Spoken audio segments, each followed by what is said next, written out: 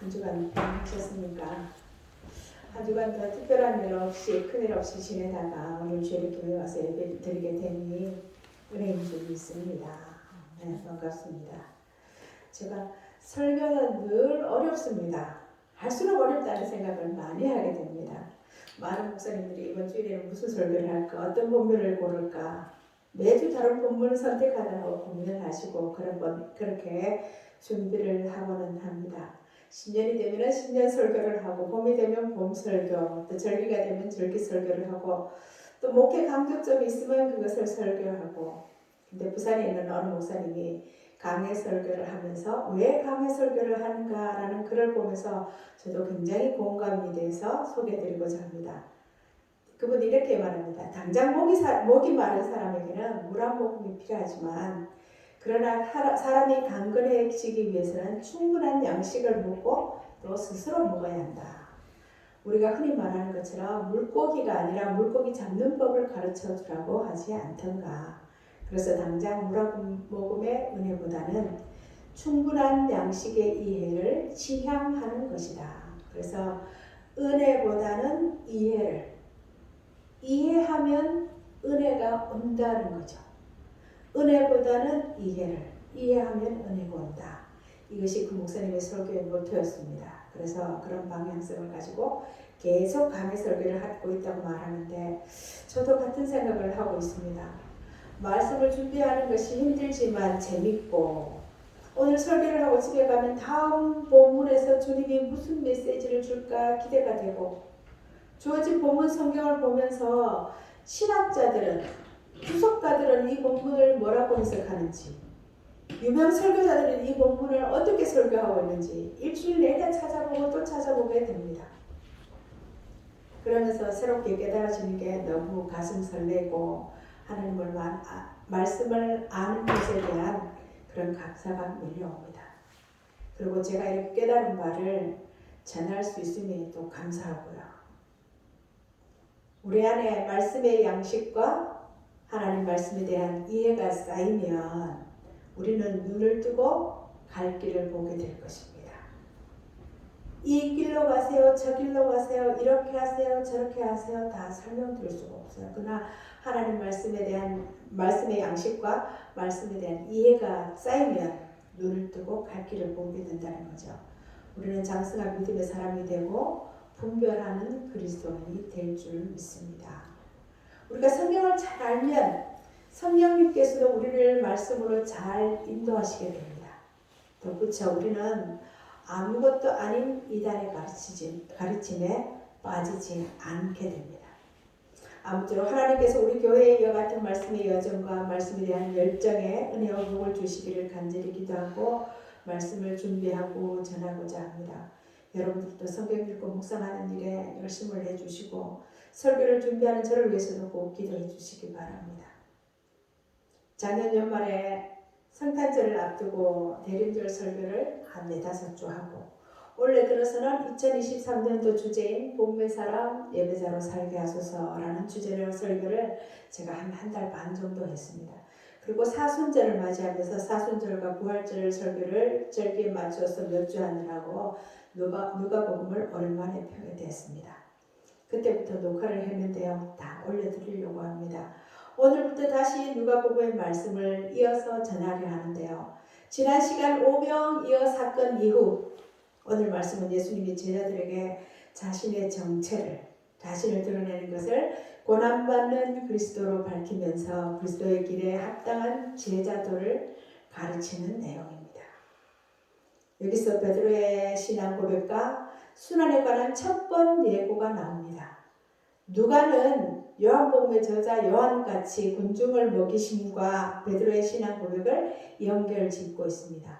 마태와 마가는 이 이야기 현장을 가이사랴 빌립보 지역이라고 그 길을 가면서 이야기했다고 정하고 있지만, 누가는 지리적으로 어딘지를 언급하지 않습니다.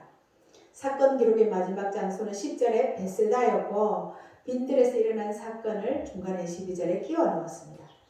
9장 18절에 보면 예수께서 따로 기도하실 때 제자들이 주와 함께 있더니 물어 이르시되 무리가 나를 누구라 하느냐. 누가복음에서 기도하는 예수님의 모습은요, 중요한 사건 직전 또는 장면의 어떤 전환점을 나타냅니다.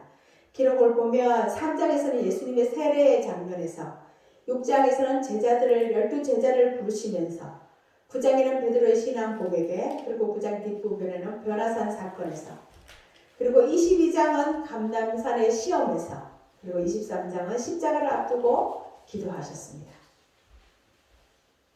각 장면의 기도는 구원 역사의 중요한 전환점에 등장하고 전환점을 예고하는 역할을 하고 있습니다. 오늘도 예수님이 기도하신 후에 제자들에게 무리가 나를 누구라 하느냐라고 질문하십니다. 이에 대한 대답은 세례 요한이라고 하기도 하고, 더러는 엘리야, 더러는 옛 선지 중 한 사람이라고 합니다라고 대답을 하죠. 이어서 예수님은 두 번째 질문을, 그러면 너희는 나를 누구라고 하느냐고 물으시는데요.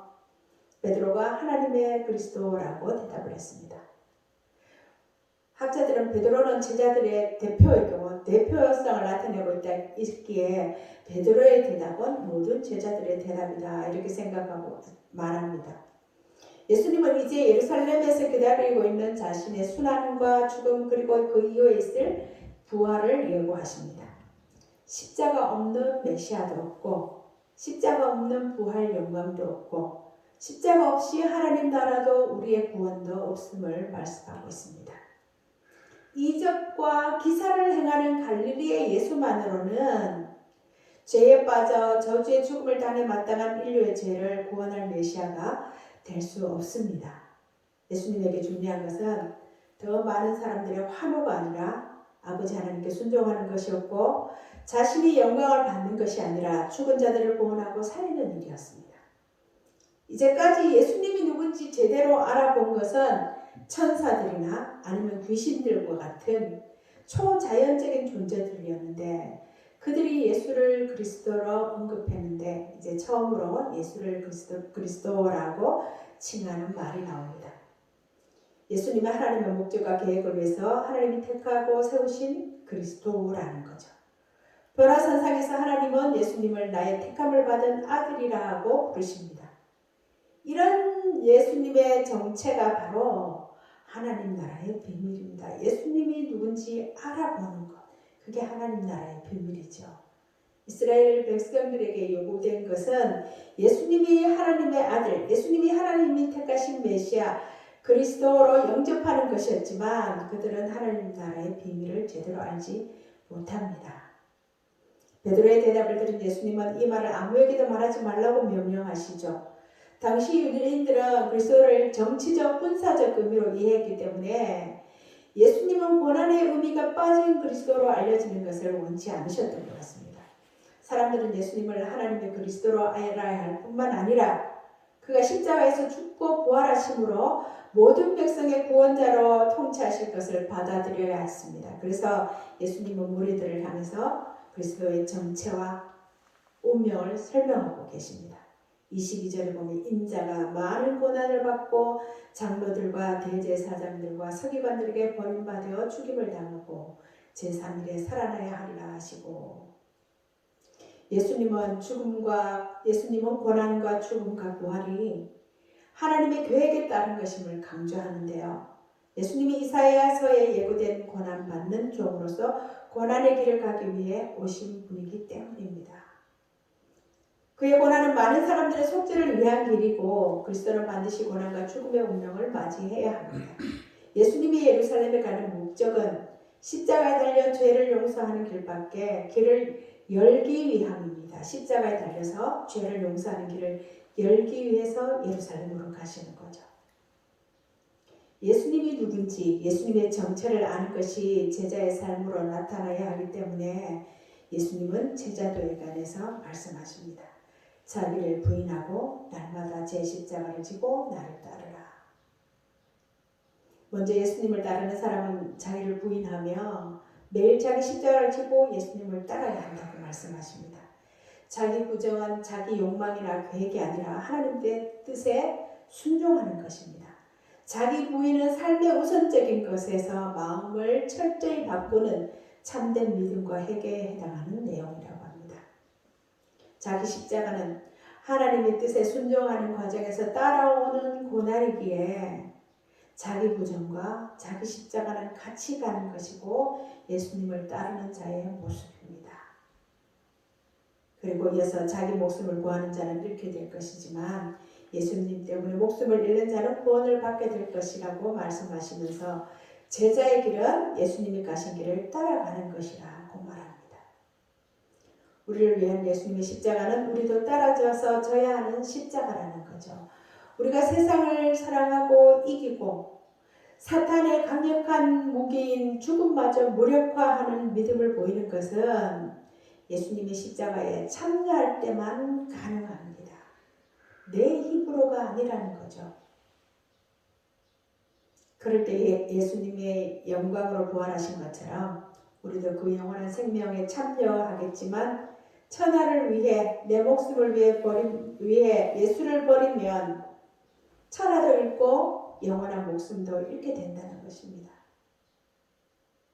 25절에는 보면 사람이 만일 온 천하를 얻고도 자기를 잃든지 빼앗기든지 하면 무엇이 유익하리요. 제자들이 살아있는 동안 목격할 부활은 이미 시작된 하나님 나라의 승리를 증명해 주는 것입니다. 그래서 주의 말씀을 위해 십자가를 지는 삶이 유일한 생명의 길임이 증명될 것입니다. 반대로 주를 부인하고 얻는 잠깐의 영광이 영원한 패배이고 수치임이 드러날 것이라는 거죠. 부활은 죽어야 살고 버려야 얻고 용서해야 용서를 받고 낮아져야 높아지는 것이 진리임을 확증해 줄 것입니다. 27절에 보면 내가 참으로 너희에게 이르노니 여기 서 있는 사람 중에 죽기 전에 하나님 나라를 볼 자들도 있느니라. 본절에 대해서는 신학자들의 의견이 많이 나뉩니다.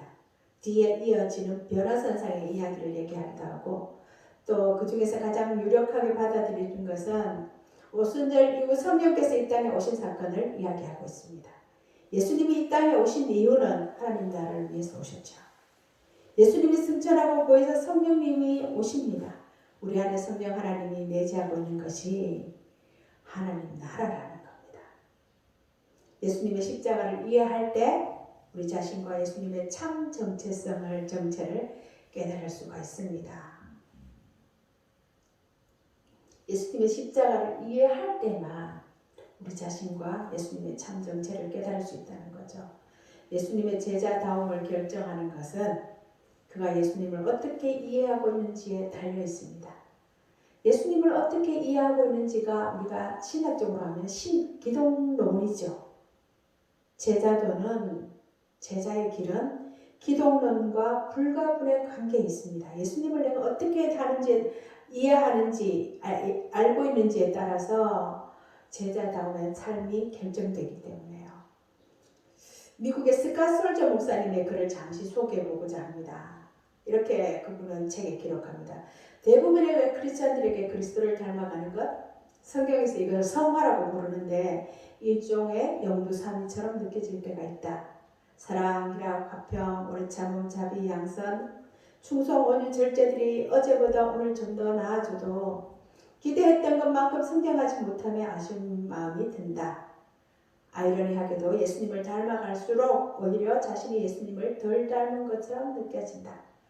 처음 크리스천이 되었을 때 나는 최고의 인간이 되리라는 기대감에 부풀어 올랐다. 이것이 예수님을 믿는 모든 자에게 하나님이 주신 약속 아닌가. 하나님 우리를 새 사람으로 만들어 주실 뿐만 아니라 새 삶을 주겠다고 약속하셨다.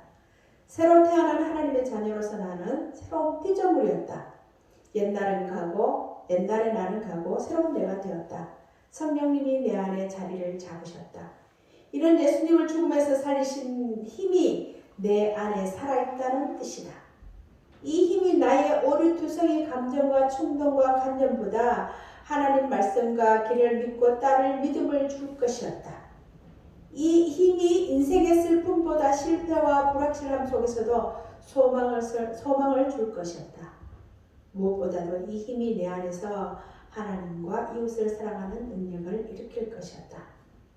그리스도에 대한 믿음을 통해 나는 새로운 종류의 친구요, 이웃이요, 배우자요, 기여자가 될 수 있었다.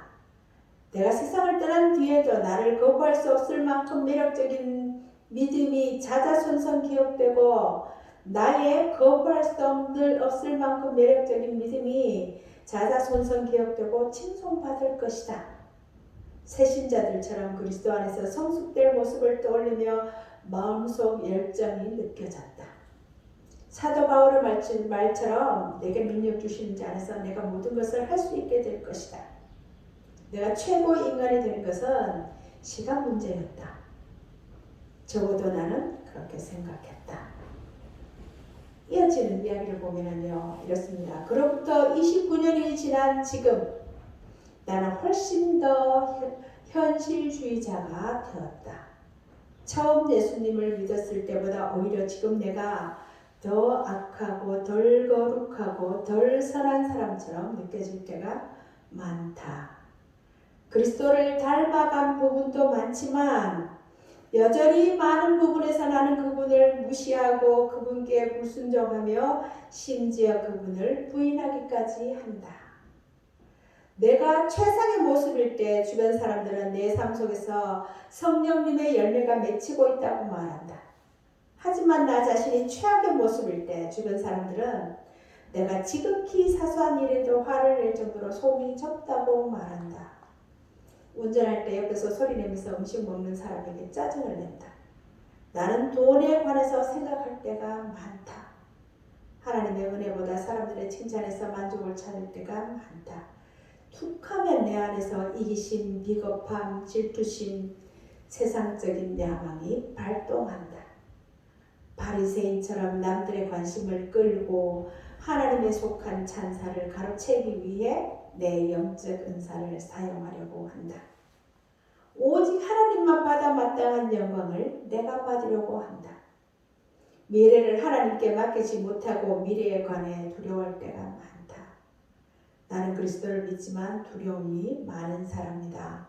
이런 이유로 십자가 위에서 나의 하나님, 나의 하나님, 어찌하여 나를 버리셨나이까 라고 외치시는 예수님을 떠올릴 때마다 나의 하나님, 어찌하여 나를 버리지 아니하셨나이까 라는 생각을 하곤 한다. 그 다음 이야기는 다음 기회 되면 또 전하겠습니다. 참으로 공감하는 바가 큽니다. 보면서 혼자 킥킥킥 웃었습니다. 예수님을 아는 것이 삶으로 나타나야 하는 것이 나타나야 하는 제자들을 예수님은 말씀하셔요. 자기를 부인하고 날마다 제 십자가를 지고 나를 따르라. 매일 성경 5월호, 5, 6월호가 나왔습니다. 잘 활용하셔서 열심히 큐티 하시기 바랍니다. 성경에 아브라함, 모세, 다윗, 엘리야, 베드로, 요한, 바울과 같은 위대한 신앙의 인물들이 등장하지만 성경은 근본적으로 사람에 관한 책이 아니라 하나님에 관한 책이죠. 성경은 하나님의 백성들을 위한 하나님의 계시입니다. 하나님은 친히 말씀하시고 행하신 바를 특정 역사와 문화 속에서 인간의 언어로 기록하셨습니다.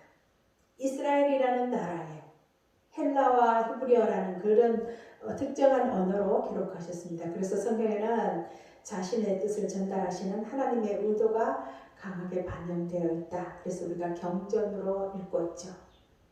우리는 성경의 언어와 역사와 문화가 요청하는 건전한 읽기 원리를 따라 읽어야 하는데 매일 성경이 그것을 도와줍니다. 성경을 통해 우리는 만물을 창조하시고 인간의 죄와 사망에서 건지시는 하나님을 알고 성경을 읽는 1차적인 목적도 하나님과 그분의 뜻을 알고 구원의 은혜를 받기 위함입니다. 그래서 성경을 믿음의 영웅열전이나 위인들의 이야기처럼 읽고 등장인물을 모범으로 삼는 인간 중심적 읽기는 옳은 방법이 아니라는 거죠. 제가 한번 말씀드렸죠. 쭉 읽으니까 죽이고 전쟁 이거 무슨 삼국지도 아니고 이걸 경전이라고. 제가 제일 충격받은 건 삼손이에요. 인간 말정도 이런 말정이 없는데 이게 왜 성경이 하나님이 그 사람을 보는 것이 아니라 그 안에서 하나님을 보라는 거죠. 또한 성경은 하나님이 이루어 가시는 구원에 관한 책입니다. 특히 이야기처럼 기록된 역사 본문은 죽고 끌려가고 포로되고 해방되고 성전 짓고 하나님의 구원 역사를 직접 증언하거나 반영하고 있는데 그 본문의 주인공 또한 언제나 하나님이시라는 거죠.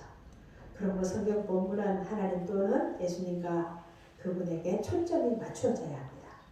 하나님이 자신을 어떻게 계시하시는지, 자기 백성을 위해 어떤 일을 하시고 왜 그런 일을 하시는지, 그리고 자기 백성을 향한 하나님의 뜻은 무엇인지를 살펴봐야 된다는 거죠. 성경의 많은 부분에 나는 너희 하나님이 되고 너는 내 백성이 되고 내가 너희 하나님인 줄을 너희로 알게 하려 함이라. 에스겔에서 한 권에서 58번 기록되어 있다고 말씀드렸습니다. 그래서 묵상의 대상은 하나님과 하나님 나라입니다. 그분의 말씀 통해서 궁극적으로 만나는 것은 하나님 자신이고 그분이 창세전부터 기쁘신 뜻대로 계획하신 하나님 나라가 묵상의 대상입니다. 따라서 묵상을 통해서 우리가 얻는 것은 하나님이고 하나님 나라라는 거죠. 우리에게 위안을 주거나 당장 우리 삶의 우리 삶을 정당화하기 위해 써먹을 수 있는 성경 구절이 아니라는 겁니다. 묵상은 필연적으로 나라와 나라 사이의 다툼을 일으키고 가치관과 가치관 사이의 대립과 갈등을 이야기할 수밖에 없습니다. 이 세상을 하나님 나라의 가치관을 통해서 해석할 것인가? 아니면 그 반대로 세상의 가치관을 따라서 하나님의 역사를 망각하고 그에게 무관심할 것인가? 그 사이의 대립이 묵상하는 사람들에게 존재한다는 겁니다. 그 갈등이 계속 지속된다는 거죠. 그래서 묵상의 여정은 씨름의 여정이고 싸움의 여정이라는 겁니다. 묵상을 하는데 늘 마음이 평안할 수가 없다는 거죠. 속에서 계속 갈등과 대립이 일어나야 된다는 겁니다. 그렇게 한다면 제대로 보고 있다는 뜻이죠. 그리고 또한 묵상은요, 하나님과의 교제이자 지금도 우리를 새롭게 지어가시는 하나님의 창조에 참여하는 믿음의 일인데 이것은 단지 영혼만의 문제가 아니라 온 몸과 온 마음의 문제이기도 하다는 거죠.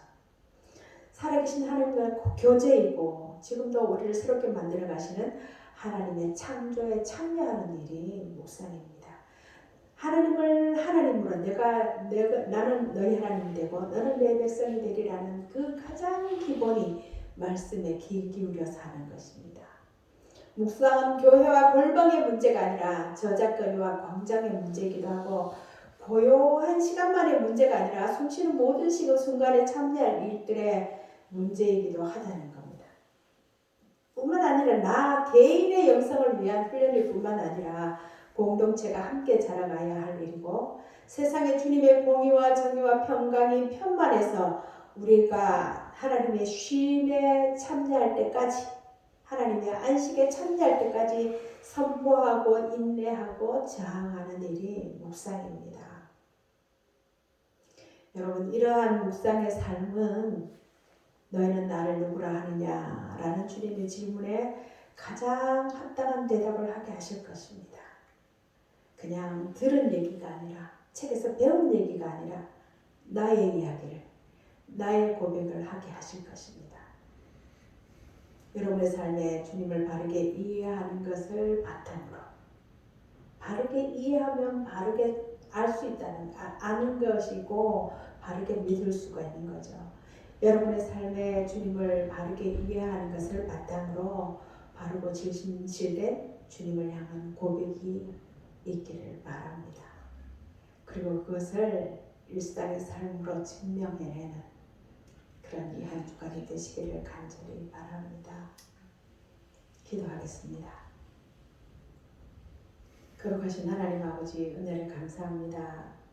부족한 저희들을 불러서 하나님 알게 하시고 예수님 알게 하시고 성령님 알게 하시고 믿음의 길, 구원의 길, 영생의 길, 생명의 길을 걷게 하심을 하나님 감사합니다. 하나님 주님을 바로 아는 것으로 인해서 바로 이해하는 것으로 인해서 우리 주님 우리가 우리의 신앙 고백이 새로워지게 하시고 우리의 삶이 그 신앙 고백을 잘 따라갈 수 있도록 도와주옵소서. 이 한 주간도 성령 충만한 삶을 살게 하셔서 하나님의 이름 드러내며 하나님을 영화롭게 하며 살게 하옵소서. 이 시간도 함께 예배하게 하시고 귀한 말씀 주심을 감사하며 예수님의 이름으로 기도드립니다. 아멘. 찬송가 384장입니다.